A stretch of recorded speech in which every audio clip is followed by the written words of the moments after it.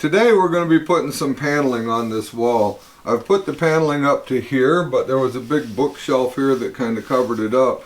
At some point in time someone has cut this out. Since I've owned the place, I've never really done anything with it. But I'm going to go ahead and get that squared away. The bookshelf's no longer going to be here. We're going to put up some shadow boxes.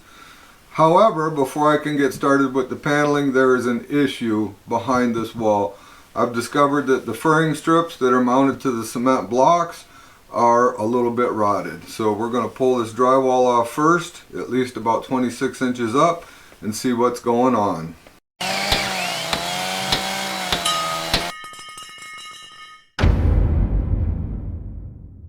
Hi everybody, I'm Jim Deerdorf and this is Detroit DIY. Let's get started on this.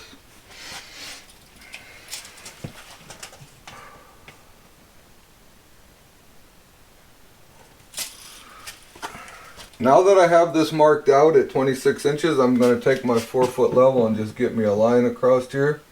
And then I'll be cutting this out with a razor knife because I don't want to make a huge mess down here. I don't want dust flying.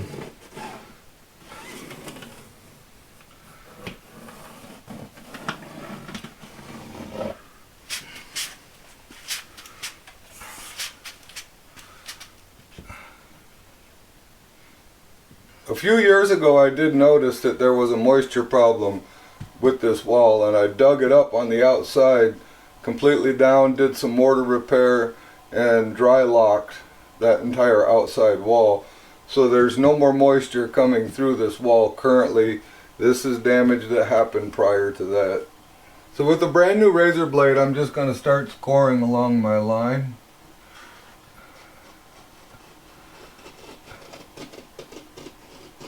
Until I cut completely through, or really close to it.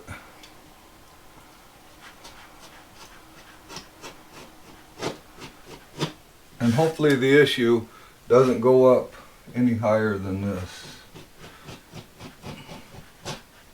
With my drywall scored, I'm just going to start knocking this out of here, get this all cleaned off from here down.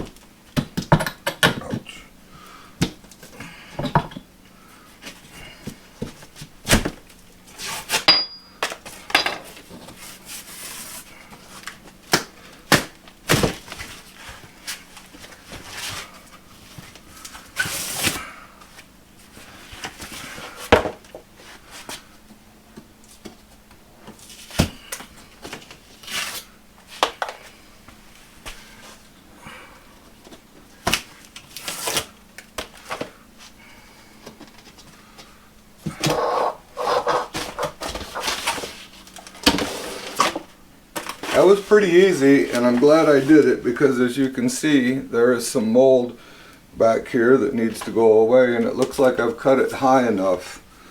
The other thing that I'm pretty happy to see is there's very little degradation until way down here at this side. So just a little bit of repair right there and I'll be good to go. I'm going to go ahead and get all these nails out, get this all tidied up, and then we'll be back. I went a little further than I thought. I have paneling to do this wall up the stairs as well, but I was just going to go over the top of the existing paneling. Probably not the wisest thing to do, but I noticed that the board here was rotten as well. So I went ahead and pulled it off, and I'll go ahead and pull the rest of it off and put the new on and just do it correctly. I don't like shortcuts. I was going to take one, and I'm glad I didn't. I've also uncovered the fact that they put a piece of plywood right here for some reason, and it looks like it's been getting wet at one point in time or another. Whether it still is, I'm not sure, but I do want to go ahead and pull this off and see what may be lurking behind this piece of wood. Also, some of this builder board has seen better days. That's moisture intrusion. So we're going to get that out of there and see if we can't find some new. In the past, it's been a little hard to find. So we'll see if that's still the case today.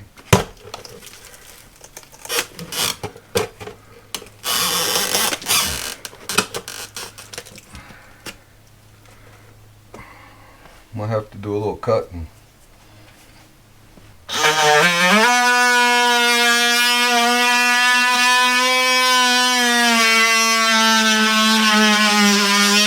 I've got this all pulled off. As you can see, this furring strip was extremely rotten. The problem appears to be no one sealed around that pipe. They put mortar in, but as you can see, there is no caulking and there is an apparent gap and moisture is coming in right there. I'm going to go ahead and remove this strip and then I'm going to get it laid out and get my new material in. I've got this all cleaned up and you can kind of see by the pattern where the water's been going. I'm going to caulk around this pipe from the inside. However, the real problem lies outside. I'm going to have to dig that up, clean around this and get this sealed properly on the outside to prevent anything from even getting into the block and being able to seep through. But for now, we're going to get this sealed up so I can continue on. I'm using a Titebond painter's caulk. This is an excellent caulk for sealing joints. It's flexible and it is a 40-year caulk. So I'm going to go around this pipe real nice. I'm going to get all the seams. I'm going to get every little crack I see right here and just get this sealed off real nice. Alright, I'm pretty happy with that. I'm going to go ahead and get my furring strips cut and start getting them installed. My furring strips are cut and I have them laid out. Now I'm just going to take some liquid nail construction adhesive and I am going to glue them to the wall. I'm going to be liberal with it. Make sure I get a good attachment, a nice heavy bead. I went through, scraped away any of the loose paint, so I'm fairly certain I'm going to get a good adhesion here.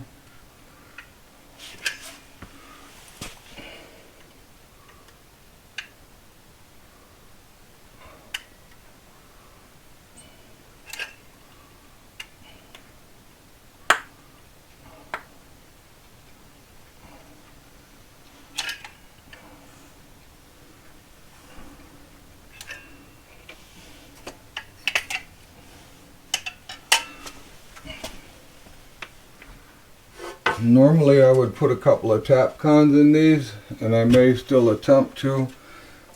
I do have some tap cons and a drill bit. I do not have my hammer drill.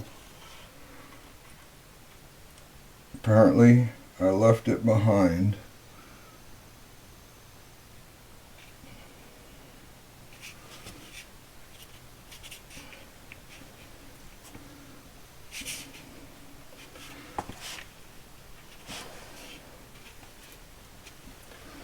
And as you can see, that gets a good grip really fast.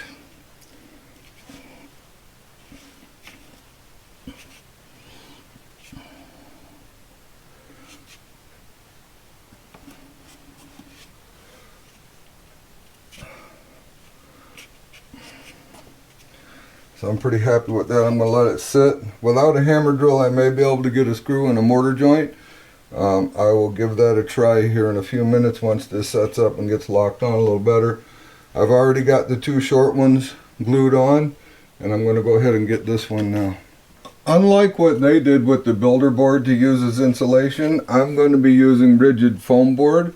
I've got my first piece cut, and we're going to go ahead and get that in. This is a moisture barrier, and it will help greatly with repelling moisture. Not that the builder board isn't, but this is superior to the builder board as far as that's concerned.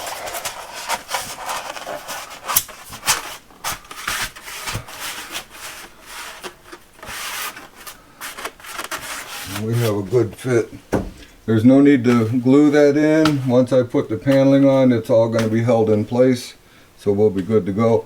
I'm going to get this other piece in, and then I'm going to start on this drywall down here. My drywall is all cut, sitting in here ready to get screwed in. I'm going to go ahead and get some screws in this. I wound up having to take the outlet cover out. It is an outlet cover that is designed to either screw to the back of the wall or through the drywall into, per se, a furring strip, or get nailed on. This one was nailed on, but the problem is it won't let me put the drywall over it. This needs to go over the drywall. So I had to pull it out, and then I'll put it back in here in a few minutes.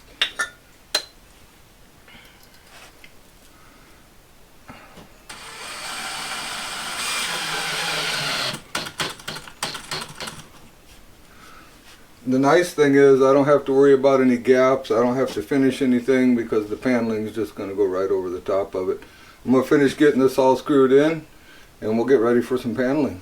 I've finished all my repairs. I've got my drywall all screwed in.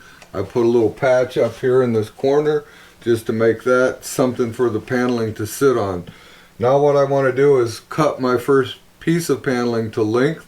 I have a little notch out down here in the corner, but I want to get a fairly accurate measurement. There's going to be trim up here when it's all said and done, a little piece of crown molding or something of that nature, because I'm going to redo the ceiling next, or it's on the list, and these ceiling tiles are going to go away. I don't like them. They look cheap. Some of them have come loose and they're falling down, so it just needs to be redone. However, that won't be today. So there's going to wind up with a little gap here irregardless, and that trim will cover it up. So I'm not sweating that too much. But the first thing I want to do is measure down from the ceiling 4 inches, and I want to draw me a line. Then I'm going to come and measure from the floor up to that line and add those 4 inches back on. That way I get a nice, tight, accurate measurement, and it would be much better than doing this. I could guess that it's 77.5. You just can't get in there super tight. I don't want to cut it a little bit too short, because I know already I'm going to have a 1/2 inch gap when I take the ceiling tile out. So I don't want to make a huge gap up there. So a tighter measurement is better. Once I get my measurements made, I'm going to take my level and I'm going to check this mating surface right here for level. Let's do that right now. The next thing I want to do is check this edge for plumb, because my new piece is going to be butting up to this piece, and it would be best case scenario if there was no trimming required between these two pieces so that you could wind up with this little line. However, this does not look to be plumb. I can't get tight against it because this ledge kind of protrudes a little bit out from that piece of paneling. So we are going to get as close as we can. That is pretty plumb right there, and I have a bigger gap down here than I do up here. So that is not looking ideal for me, but we'll find out, because maybe I can tilt the piece just a little bit, fudge it a little bit. I don't know if I want to. I'm going to get it in here, get it cut to length, get it in here, and maybe I'll just have to trim it a little bit to get it to sit where I want. My two measurements are about 1/4 inch difference, meaning the floor isn't level or the ceiling isn't level. If this happens, it's important that you take a minute, take your level, lay it across the floor, make sure that's level, run it across the ceiling, and find out where your issue is. Something is not level, so we need to make sure that when we cut this piece of paneling, that we cut it so that the angle that we cut is on the appropriate end of your material. So I checked my floor, and it is nice and level, but when I check up here, I see that it is not nice and level. It is off by about 1/4 inch on one side over here, making this side 1/4 inch longer.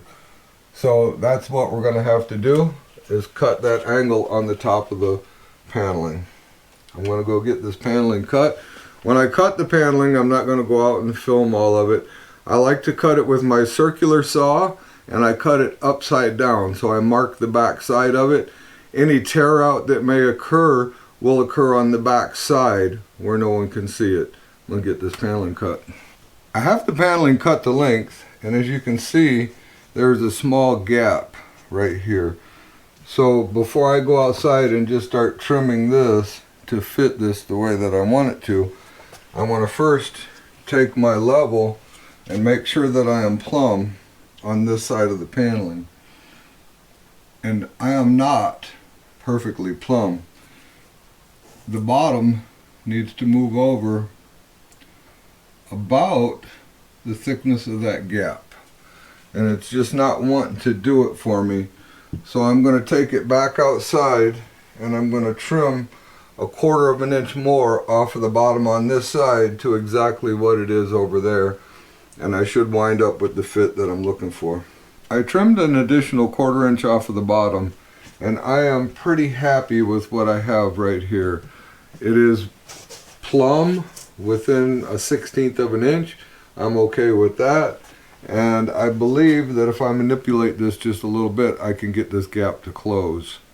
I've also cut out around my electrical outlet. I did this by measuring from that edge 4 feet over, and then using my level to draw a plumb line, and measuring from that plumb line over to here. I have very good alignment here, and I'm happy with this. My cover plate is going to cover everything up. So I am in real good shape right here, and I'm pretty happy about what I've got. I cut this out using the jigsaw and a wood paddle bit. I just drilled a hole through the center, did everything from the back side. All my marking, I drilled the hole from the back side right through the center of it, and then used my jigsaw to cut the hole out. Now that I've got this fitting how I want it, I'm going to pull it back out of the way. I'm going to put some construction adhesive behind it. This is for fiberboard, which is what this is, or this is MDF, which is fiberboard, and this will help to attach it to the wall. And this way I can also use minimal nails, so I'll be able to put maybe 4 nails down each stud to hold this in place along with this adhesive. I don't need to apply a ton of adhesive, but I do want to get a decent amount on the wall.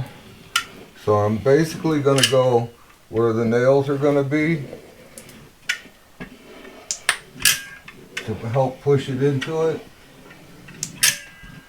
So I'm just going to do 3 sections like this, one right down this side where the nails are going to be, and the same thing with the others, really close to the edge.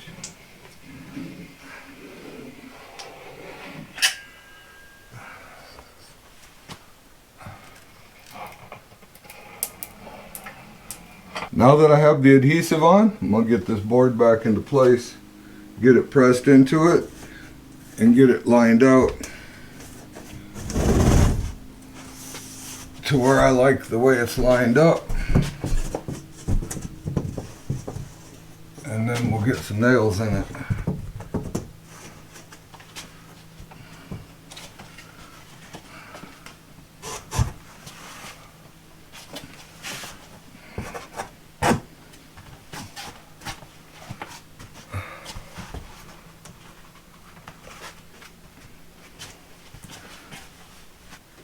I like that a lot. A 1 5/8 paneling nail is the shortest I could find, and it is about 1/8 of an inch too long. I don't want the nail to go in, hit the cinder block, and then try to bend. So I am going to nip a little bit off of the ends of these. They will still start just the same, and then I won't have to worry about them hitting the block. They cut very easy. If you cut them on an angle, you'll still have a decent little point.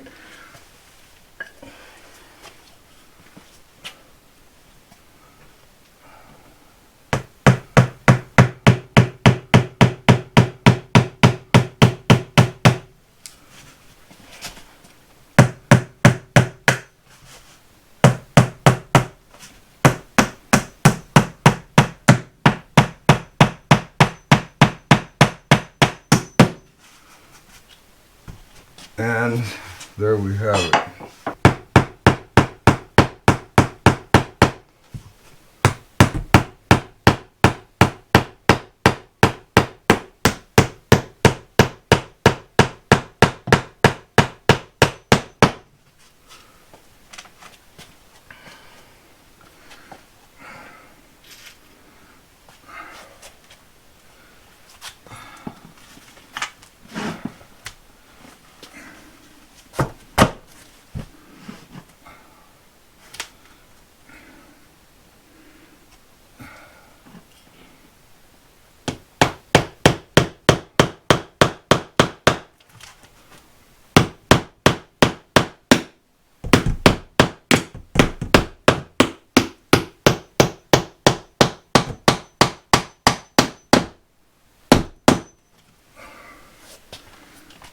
I'm using the hammer that I like to use for trim. It is a smooth faced hammer, not a waffle hammer, so that I'm not knocking any big dents in this as I drive that nail flush. I'm going to go ahead and get the rest of these nails in, and we'll get this next piece cut. I have my second piece cut and set into place, but it's not glued or nailed yet. And I just want to say I've noticed that the edges of this is a MDF type paneling. It is not wood, so to speak. It should be for $36 a sheet or $32 a sheet, whatever it was.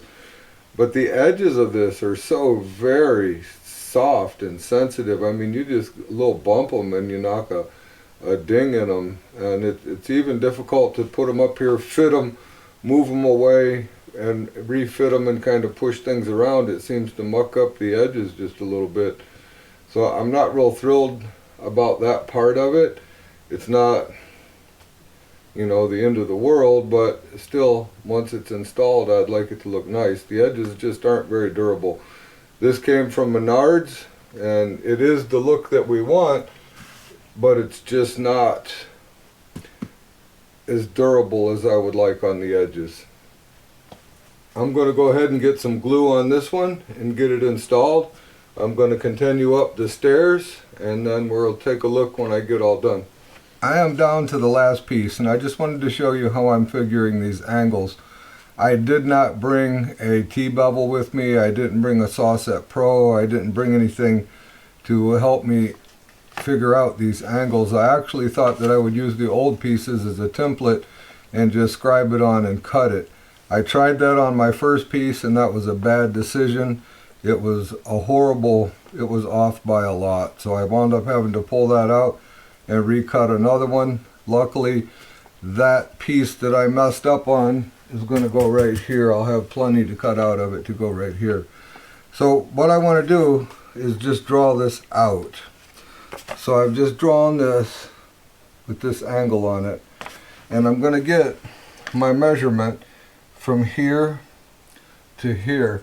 Now it's very important that when you do this that you make sure that your 4 feet is here and that it's level. So you get your level up here, you get it all level, you make you a mark and you make you a mark and you measure across that. Then you plumb it up and draw you a line here so that you can get a precise measurement from right down here on the stair stringer right up to here. And you can get some nice tight fitting pieces. They don't have to be super tight because the trim's going to cover all this up. So this one will be a little bit different because it won't be 4 feet. But what I'm going to do is just the same, measure from here to here, and I want to go on this down side so that we're basically flush with this, so that my tape measure is sitting right here and I get a true measurement.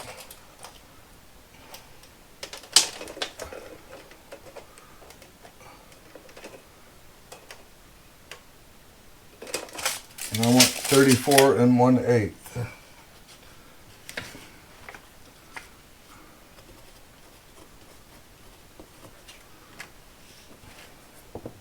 Now the next thing I need to do is just determine this top length, and then when I scribe it off of this bottom measurement, that will create the angle for me. Unlike these pieces here where you have to measure both sides to get that angle. So you don't need the T-bevel and all the fancy stuff. You can do it with a tape measure. It takes you a few more minutes. It's no big deal.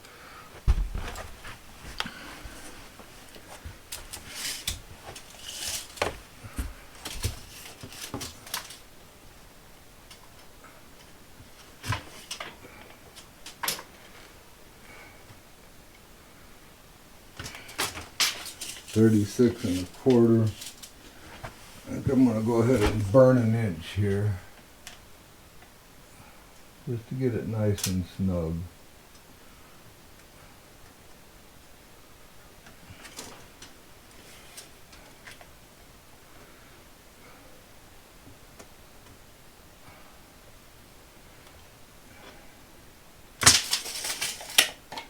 $36.5. If I have to go back out and retrim it a little bit, I don't have a problem with that.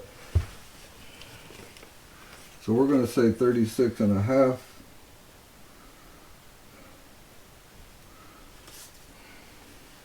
And I'm going to go mark this out, and I'll drag the camera out there and we'll cut it. I don't even have to get into the piece that I miscut. My cutoff from the last piece looks like it's going to be large enough. So what I need is 34 1/8. I've got that. And I need 36.5. And I've got that. So what I need to do is just scribe me a line between those two intersections, and then I'll cut it.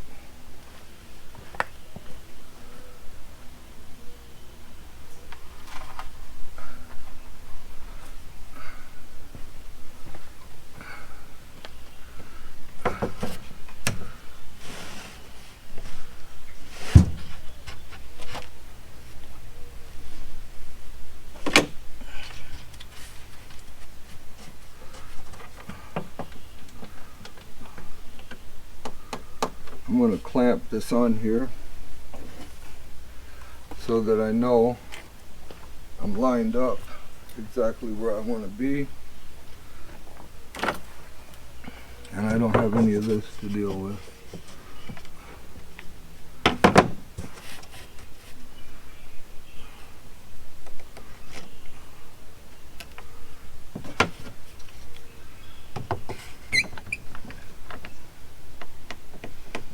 The nice thing is when you're cutting it upside down, you can see where your panels are, the way they run, because of the darker lines.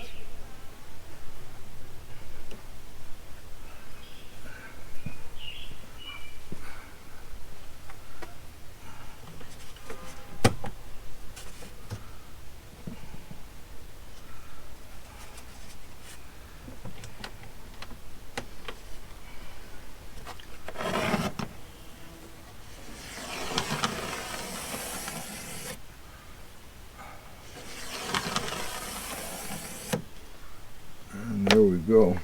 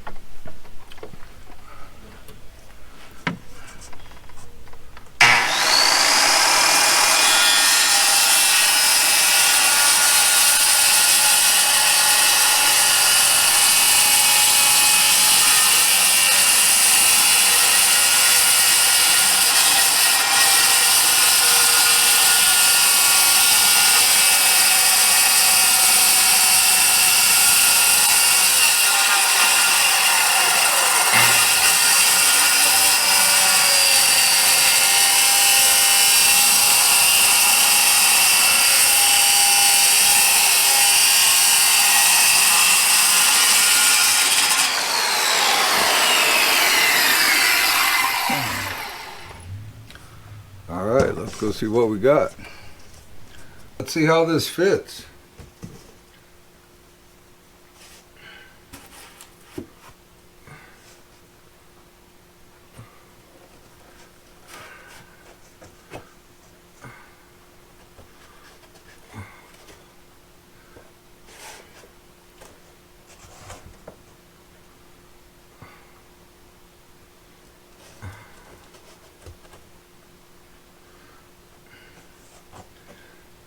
it is about a 1/16 of an inch too tall. I'm going to go out, I'm going to trim it down, and then we'll get it glued and nailed in. So on these I can just glue along this furring strip. So I'll get a little glue on the furring strip here, a little glue here,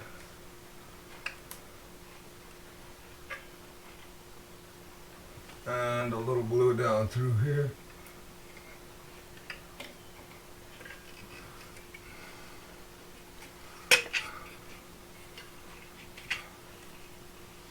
And that's going to do it. Because there's no drywall here, I've had to cut my nails really short. So I'm using some needle nose pliers to hold them while I get them started, so I don't beat my fingers up quite so bad.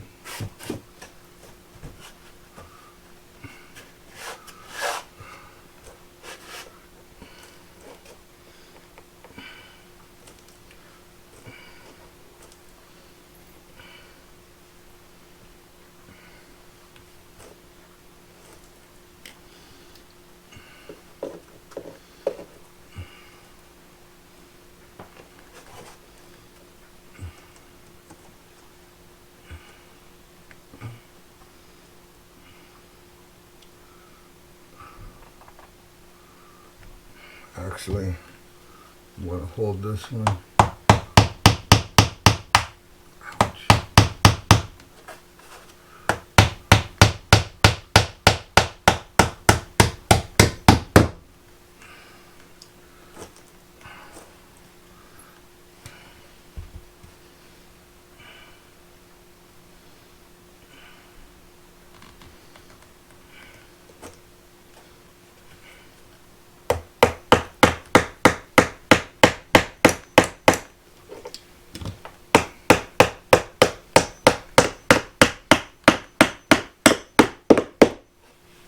This job is finished. I got my mess all cleaned up. Let's take a look and see what we've got. We'll start from right up here. I really like it when you redo something and the looks of things are fresh and clean and it just feels new. And I like that a lot. I'm really happy with how it turned out. Obviously I still have some trim work to do and I have some other things to do as well. But this is a finished project. I've got my new piece of trim board on there, on the edge of the brick right there. And otherwise, I am just really happy with what I got here. Have a good look at everything completed. That trim on the floor up there will not stay the same. Future video, we'll be redoing these stairs, some red oak treads. It'll be nice, and I'll be hiding that pipe somehow. I'm not sure. Give me your comments. A fake beam, maybe some type of a shelf, something like that, that would go up and have a header board on it and then a shelf below it.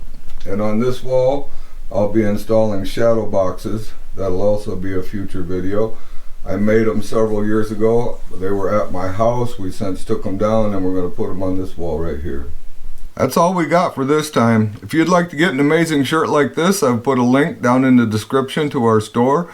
We have sweatshirts, t-shirts, coffee cups, all kinds of cool stuff. I'd greatly appreciate it if you'd check it out. Also, if you haven't subscribed yet, it would mean the world to me if you would consider doing so. If you enjoyed yourself, click on one of those two videos that are going to pop up next to me. And remember to always respect the power of your power tools. We'll see you.